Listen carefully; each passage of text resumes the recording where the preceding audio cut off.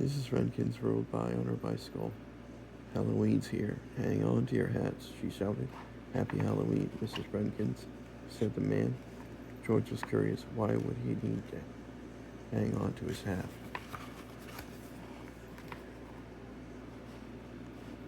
George went to Renkins' farm. There were so many pumpkins. His friends, Allie and Bill, were there too. Hang on to your hats, said Bill. George and Allie were confused. Why was everyone saying that? Haven't you heard of the legend of No Noggin? Bill asked. They hadn't.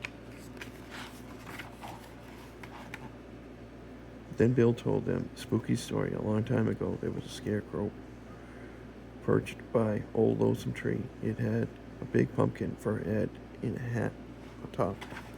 But one Halloween, the pumpkin went missing. From then on, everybody called the scarecrow No Noggin because it had no head. No Noggin was angry. What good was a hat without a head? That's why every Halloween night, No Noggin shows up and kicks people's hats off. George was spooked. A headless scarecrow? Don't worry, said Bill. Just make sure you hang on to your hat. Halloween.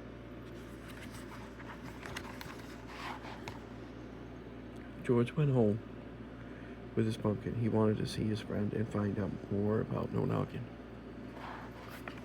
It's just a legend, George, said the man. A tall tale, a ghost story. It's not real, but George wasn't so sure.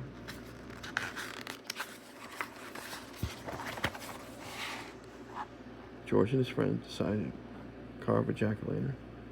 George tried to get his mind off the ghost, but then he needed to know if No Noggin was real. The next night, Halloween, George and Allie were hiding near the old lonesome tree. They were going to catch No Noggin on camera. Suddenly, they saw a shadow. Could it be No Noggin?